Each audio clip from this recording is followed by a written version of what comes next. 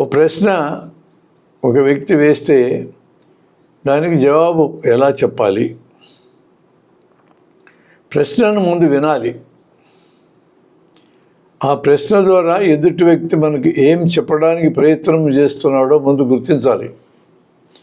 చాలా చోట్ల సంభాషణ జరిగేటప్పుడు ఈ వ్యక్తి మాట్లాడడం ఆపేసిన తర్వాత తనేం మాట్లాడాలని ఆలోచిస్తూ ఉంటారు. అంటే దాదాపుగా అవతల వ్యక్తి ఏం చెప్తారో వినరు,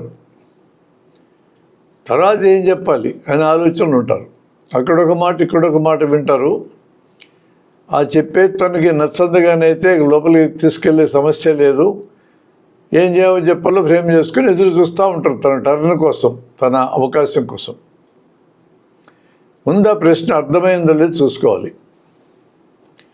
ఒకవేళ అర్థమైంది అనుకుంటే తిరిగి ఆ ప్రశ్నని రిపీట్ చేసి మీరు వేసిన ప్రశ్న ఇదేనా అని అడిగి కన్ఫర్మ్ చేసుకోవాలి.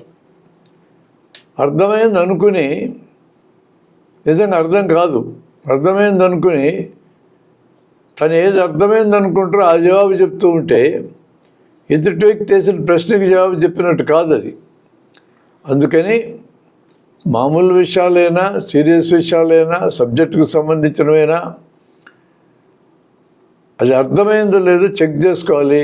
అర్థమైంది అనుకుని జవాబు చెప్పడం కాదు, అర్థం చేసుకునే జవాబు చెప్పాలి. సమాధానం ఎంత ఇవ్వాలో అంతే ఇవ్వాలా, అంతా ఇవ్వాలా.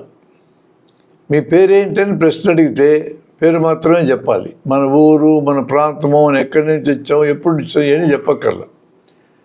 ఊరి నుంచి వస్తున్నావా అని అడిగితే అవును ఊరి నుంచి వస్తున్నా అంతే చెప్పాలి. ఏ ఊరి నుంచి చెప్పాల్సిన అవసరం లేదు. ఏ ఊరి నుంచి వస్తున్నావు అని అడిగితే అప్పుడు మాత్రం ఊరు చెప్పాలి. అడగని దానికి మనం జవాబు చెప్పాల్సిన అవసరం లేదు. ఎంత అడిగితే అంతే చెప్పాలి. ఈ పద్ధతిని కోర్టులో చాలా గట్టిగా పాటిస్తారు. అపోజిషన్ లాయరు, క్రాస్ ఎగ్జామినింగ్ చేసే ఓ లాయరు యువతల కక్షిదారుడు ఒక మాట ఎక్కువ చెప్పి నోరుకోడు. అడిగిన దానికి చెప్పు అంటుంటాడు. ఒక్కోసారి అది విచిత్రం కూడా ఉంటుంది. నీవు నీ భార్యను కొట్టడం ఆపేసావా అని అడుగుతాడు లాయరు. ఆపేశాను అంటే ఇదివరకు కొడుతున్నట్టు లెక్క, ఆపలేదంటే ఇప్పుడు కొడుతున్నట్టు లెక్క. ఏ జవాబు చెప్పినా ఎస్ఆర్ నోలో ఏది చెప్పినా మనం ఇరుక్కునే అవకాశం ఉంటుంది. ఇట్లాంటి సందర్భాలు మినహాయిస్తే రోజువారీ సంభాషణలో ప్రశ్నకి ఎంత అవసరమో అంతే చెప్పాలి, ఎంత అవసరమో అంతా చెప్పాలి.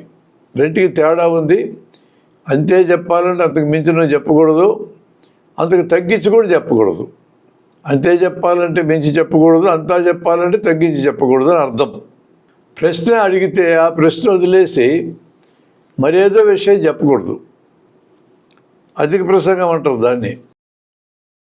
ఒకవేళ జవాబు చెప్పడం మనకి ఇష్టం లేకపోతే ఊరుకోవచ్చు, మౌనం. లేదా జవాబు రాలేదు, నాకు జవాబు రాదని చెప్పచ్చు. అక్కడ మౌనాన్ని పాటిస్తే నీకు ఎందుకు జవాబు వచ్చో రాదో తెలియదు. కాబట్టి ఖచ్చితంగా జవాబు చెప్పాల్సిందని అడిగితే రానప్పుడు రాదని చెప్పటమే. ఒక కాలేజీలో లెక్చరరు పాఠం చెప్పడానికి వస్తే ఆయన ప్రిపేర్ అయ్యి వచ్చిన సబ్జెక్టు కాకుండా వెలుపల ప్రశ్న వేశాడు విద్యార్థి. చాలా సీనియర్ లెక్చరర్. ఆయన ఏది అడిగినా చెప్తాడని అభిప్రాయం పిల్లలకు ఉంది. ఆయన నేను దాని మీద ప్రిపేర్ కాలేదు, ప్రిపేర్ అయిన తర్వాత చెప్తా అన్నాడు. ఆశ్చర్యపోయినారు పిల్లలు. కానీ ఆయన చెప్పిన జవాబు చాలా కరెక్ట్ జవాబు. ప్రిపేర్ కాకుండా జవాబు చెప్పటం బాధ్యతారాహిత్యం అవుతుంది. తెలియనప్పుడు తెలియదని చెప్పటమే ఉత్తమమైన పద్ధతి. ఇదే రకంగా పిల్లలు తల్లిదండ్రులను ప్రశ్నలు వేస్తూ ఉంటారు.